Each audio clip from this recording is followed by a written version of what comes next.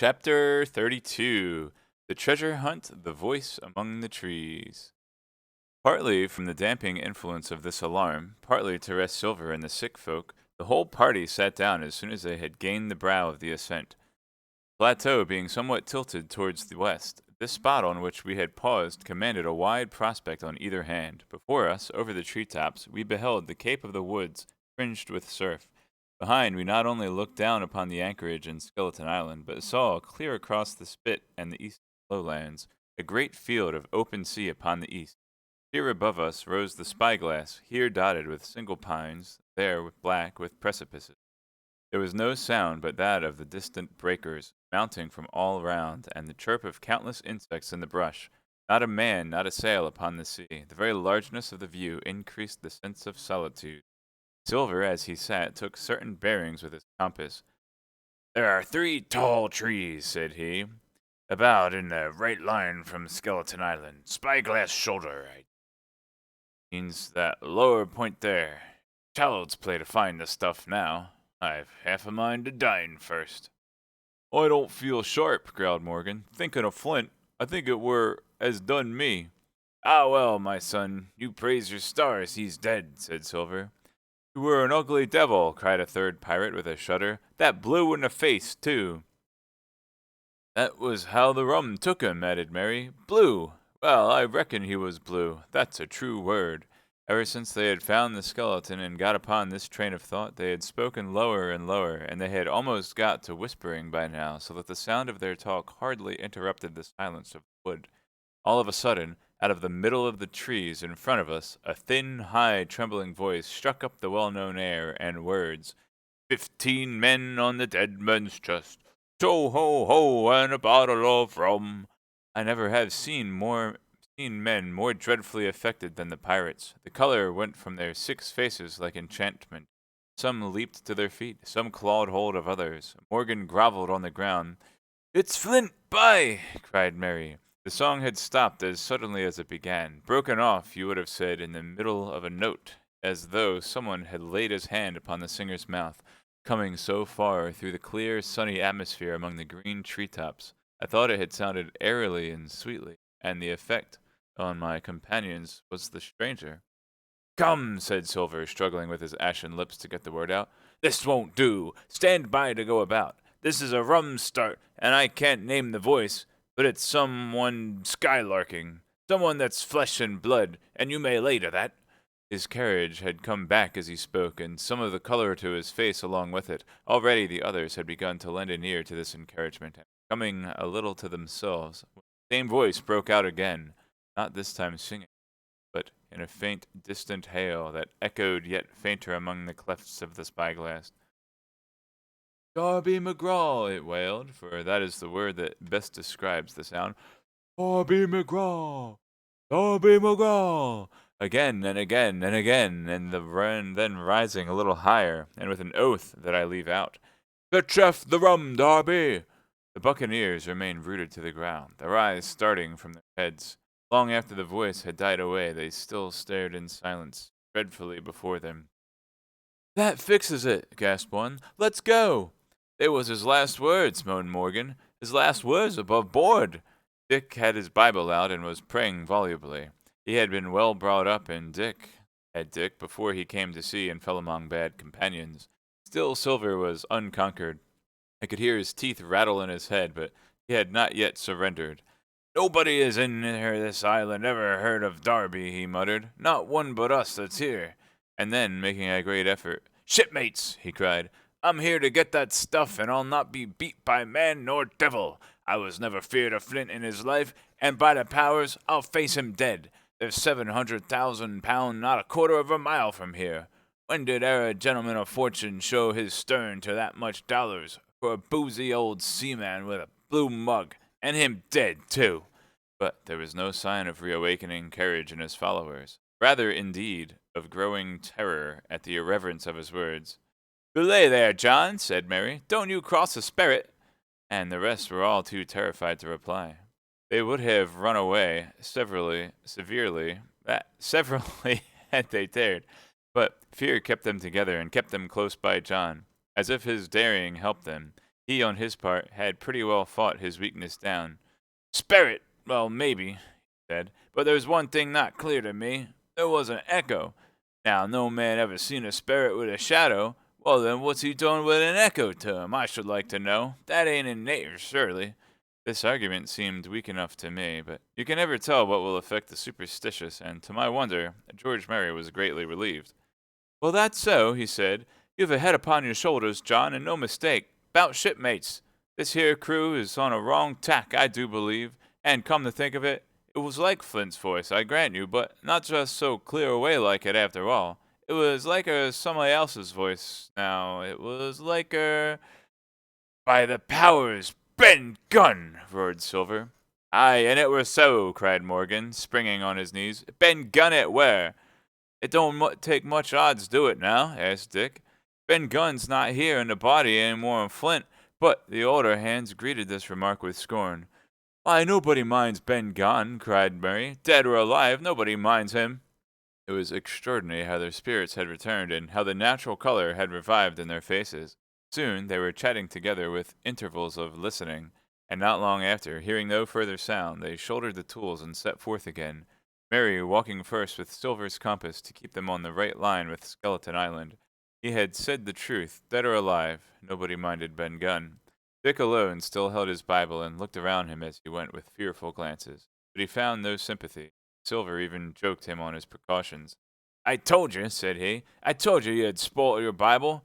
If it ain't no good to swear by, what do you suppose a spirit will give for it? Not that. And he snapped his big fingers, and halting a moment on his crutch. But Dick was not to be comforted. Indeed, it was soon plain to me that the lad was falling sick, hastened by heat, exhaustion, and the shock of his alarm. The fever predicted by Dr. Livesey was evidently growing swiftly higher. It was fine open walking here upon the summit.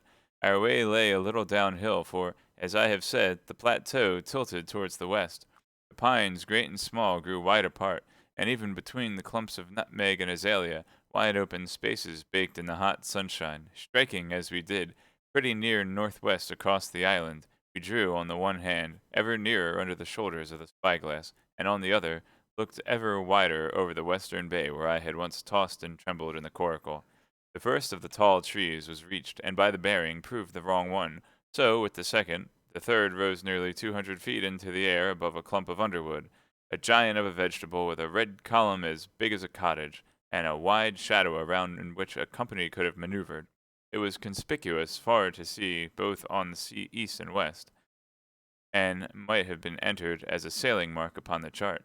But it was not the size that now impressed my companions. It was the knowledge that 700,000 pounds in gold lay somewhere buried below its spreading shadow.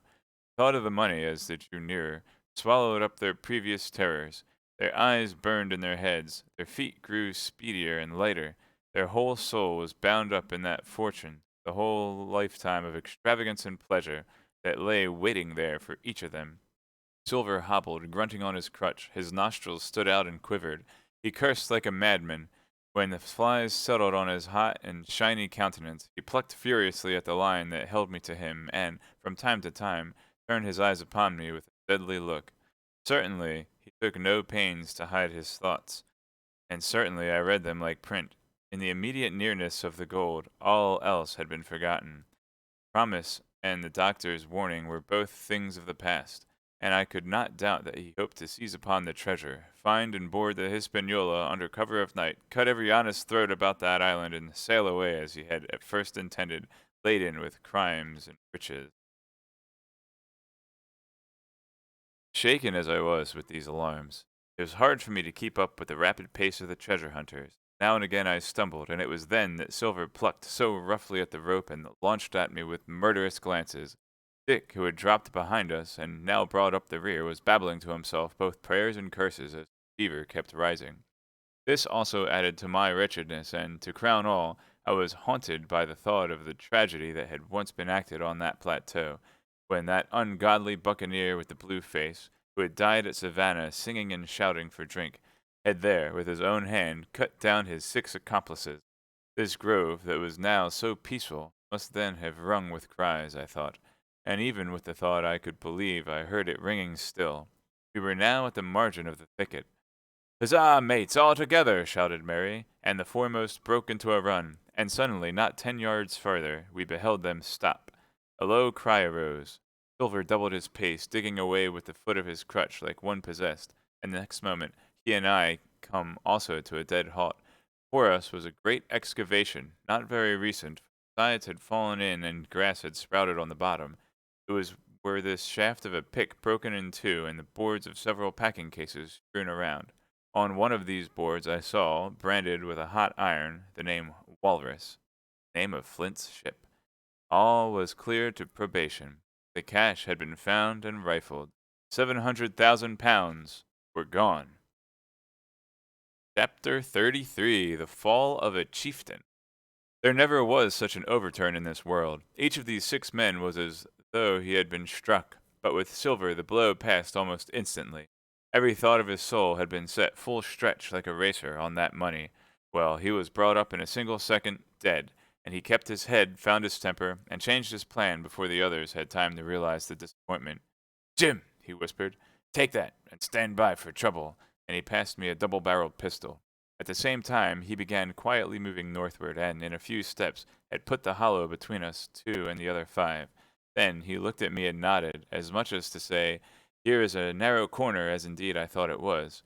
His looks were now quite friendly, and I was so revolted at these constant changes that I could not forbear whispering, "So you've changed sides again?" There was no time left for him to answer it. The buccaneers, with oaths and cries, began to leap one after another into the pit, and to dig with their fingers, throwing the boards aside as they did so. Morgan found a piece of gold, and he held it up with a perfect spout of oaths. It was a 2-guinea piece, and it went from hand to hand among them for a quarter of a minute. "2 guineas!" roared Mary, shaking at Silver. "That's your £700,000, is it? You're the man for bargains, ain't you? You're him that never bungled nothin', you wooden-headed lubber!" "Dig away, boys," said Silver with the coolest insolence. "You'll find some pig nuts, and I shouldn't wonder." "Pig nuts!" repeated Mary in a scream. "Mates, do you hear that? I tell you now that man here knew it all along. Look in the face of him, and you'll see it wrote there." "Ah, Mary," remarked Silver, "standing for captain again. You're a pushing lad, to be sure." But this time every one was entirely in Mary's favor. They began to scramble out of the excavation, darting furious glances behind them. One thing I observed, which looked well for us. They all got out upon the opposite side from Silver. Well, there we stood, 2 on one side, 5 on the other, the pit between us, and nobody screwed up high enough to offer the first blow. Silver never moved. He watched them, very upright in his crutch, and looked as cool as ever I saw him. He was brave, and no mistake. At last, Mary seemed to think a speech might help matters. "Mates," says he, "there's 2 of them alone there. One's the old cripple that brought us here and blundered us down to this. The other's that cub that I mean to have the heart of. Now, mates," raising his arm and his voice, and plainly meant to lead a charge. But just then, crack, crack, crack, 3 musket shots flashed out of the thicket. Mary tumbled head foremost into the excavation. The man with the bandage spun round like a teetotum and fell his length upon his side, where he lay dead, but still twitching, and the other 3 turned and ran for it with all their might. Before he could wink, Long John had fired 2 barrels of a pistol into the struggling Mary, and as the man rolled up his eyes at him in the last agony, "George," he said, "I reckon I settled you." At the same moment the doctor, Gray, and Ben Gunn joined us with smoking muskets from among the nutmeg trees. "Forward!" cried the doctor. "Double quick, my lads! We must head 'em off the boats!" And we set off at a great pace, sometimes plunging through the bushes to the chest.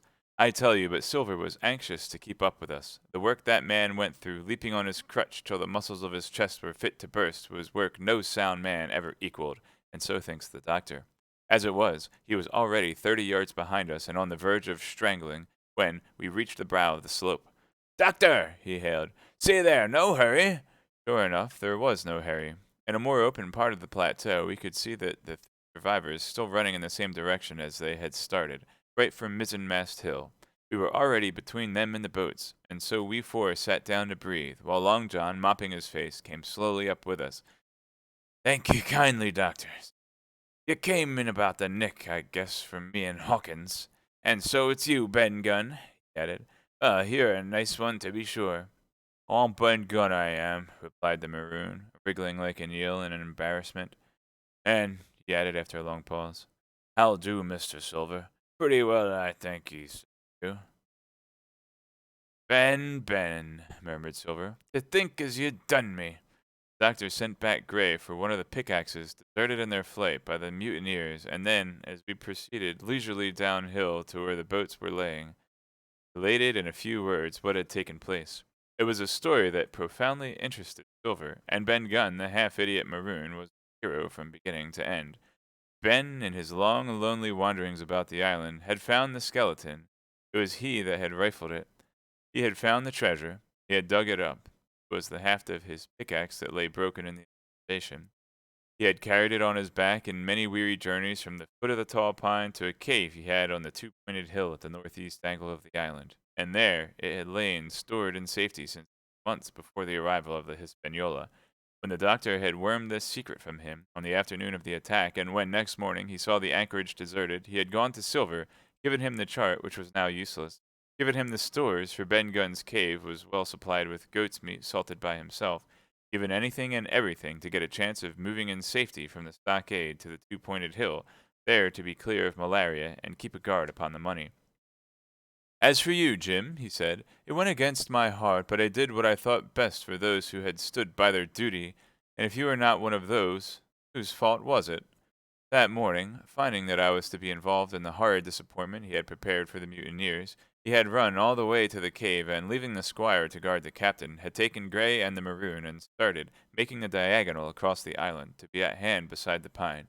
Soon, however, he saw that our party had the start of him, and Ben Gunn, being fleet of foot, had been dispatched in front to do his best alone. Then it had occurred to him to work upon the superstitions of his former shipmates, and he was so far successful that Gray and the doctor had come up and were already ambushed before the arrival of the treasure hunters. "Ah," said Silver, "it were fortunate for me that I had Hawkins here. You would never have let old John be cut to bits and never given it a thought, Doctor. You would have let John be cut to bits." "Not a thought," replied Dr. Livesey cheerily. And by this time we had reached the gigs. The doctor with the pickaxe demolished one of them, and then we all got aboard the other and set out to go round by sea for North Inlet. This was a run of 8 or 9 miles. Silver, though he was almost killed already with fatigue, was set to an oar, like the rest of us, and we were soon skimming swiftly over a smooth sea.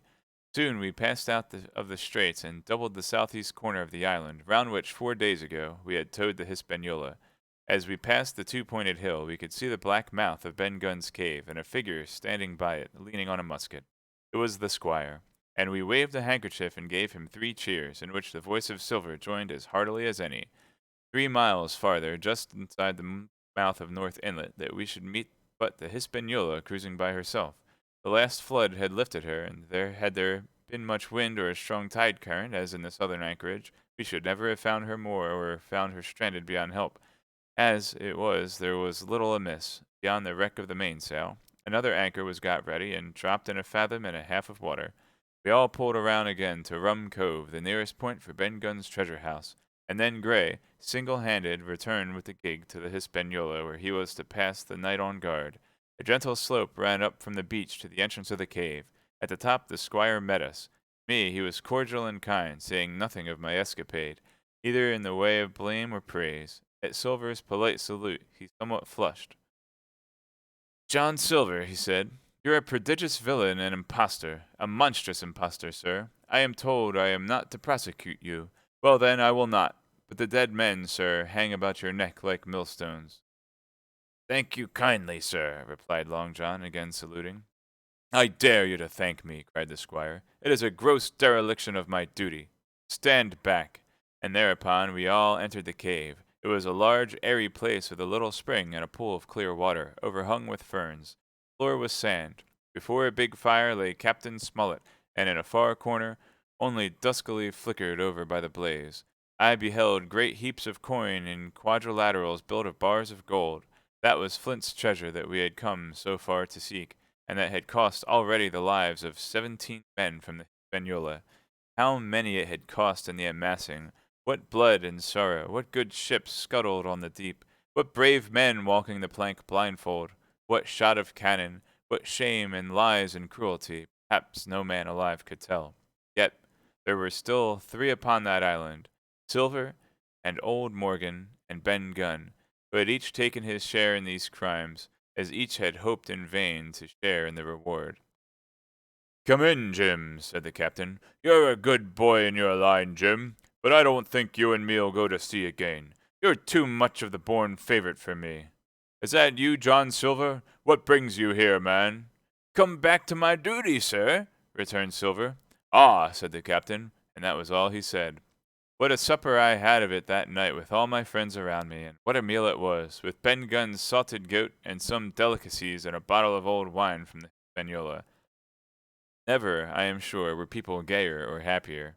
And there was Silver, sitting back, almost out of the firelight, but eating heartily, prompt to spring forward when anything was wanted, even joining quietly in our laughter. Same bland, polite, obsequious seaman of the voyage out. Chapter 34. And last. Chapter the 34th. And last. The next morning we fell early to work for the transportation of this great mass of gold near a mile by land to the beach, and thence 3 miles by boat to the Hispaniola was a considerable task for so small a number of workmen. The 3 fellows still abroad upon the island did not greatly trouble us. A single sentry in the shoulder of the hill was sufficient to ensure us against any sudden onslaught, and we thought, besides, they had had more than enough of fighting. Therefore the work was pushed on briskly. Gray and Ben Gunn came and went with the boat, while the rest during their absences piled treasure on the beach. 2 of the bars slung in a rope's end made a good load for a grown man. On that he was glad to walk slowly with. For my part, as I was not much use at carrying, I was kept busy all day in the cave, packing the minted money into bread bags. It was a strange collection, like Billy Bones' hoard for the diversity of coinage, but so much larger and so much more varied that I think I never had more pleasure than in sorting them. English, French, Spanish, Portuguese, Georges and Louises, doubloons and double guineas and moidores and sequins, pictures of all the kings of Europe for the last 100 years, strange oriental pieces stamped with what looked like wisps of string or bits of spider's web round the pieces and square pieces scored through the middle as if to wear them around your neck. Nearly every variety of money in the world must, I think, have found a place in that collection, and for number, I am sure, they were like autumn leaves. My back ached with stooping and my fingers with sorting them out. Day after day this work went on. By every evening a fortune had been stowed aboard. But there was another fortune waiting for the morrow, and all this time we heard nothing of the 3 surviving mutineers. At last, I think it was on the 3rd night, the doctor and I were strolling on the shoulder of the hill where it overlooks the lowlands of the isle, when from out the thick darkness below the wind brought us a noise between shrieking and singing. It was only a snatch that reached our ears, followed by the former silence. "Heaven forgive them," said the doctor. "'Tis the mutineers." "All drunk, sir," struck in the voice of Silver from behind us. Silver, I should say, was allowed his entire liberty, and in spite of daily rebuffs, seemed to regard himself once more as quite a privileged and friendly dependent. Indeed, it was remarkable how well he bore these slights, and with what unwearying politeness he kept on trying to integrate himself with all. Yet, I think, none treated him better than a dog. Unless it was Ben Gunn, who was still terribly afraid of his old quartermaster, or myself, who had really something to thank him for. Although, for that matter, I suppose, I had reason to think even worse of him than anybody else, for I had seen him meditating a fresh treachery upon the plateau. Accordingly, it was pretty gruffly that the doctor answered him. "Drunk or raving," said he. "Right you were, sir," replied Silver, "and precious little odds which to you and me." "I suppose you would hardly ask me to call you a humane man," returned the doctor with a sneer, "and so my feelings may surprise you, Master Silver. But if I were sure they were raving, as I am morally certain one at least of them is down with fever, I should leave this camp, and whatever risk to my own carcass, take them the assistance of my skill." "Ask your pardon, sir. You would be very wrong," quoth Silver. "You would lose your precious life, and you may lay to that. I'm on your side now, hand in glove, and I shouldn't wish for to see the party weakened, let alone yourself, seeing as I know what I owes you. But these men down there, they couldn't keep a word, no, not supposing they wished to, and what's more, they couldn't believe as you could." "No," said the doctor. "You're the man to keep your word, we know that." Well, that was about the last news we had of the 3 pirates. Only once we heard a gunshot a great way off and supposed them to be hunting. A council was held, and it was decided that we must desert them on the island, to the huge glee, I must say, of Ben Gunn, and with the strong approval of Gray. We left a good stock of powder and shot and bulk of the salt coat, a few medicines and some other necessaries, tools, clothing, a spare sail, a fathom or two of rope, and by the particular desire of the doctor, a handsome present of tobacco. That was about our last doing on the island. Before that, we had got the treasure stowed and had shipped enough water at the remainder of the goat meat in case of any distress, and at last, one fine morning, we weighed anchor, which was about all that we could manage, and stood out of North Inlet, the same colors flying that the captain had flown and fought under the palisade. The three fellows must have been watching us closer than we thought, for as we soon had proved.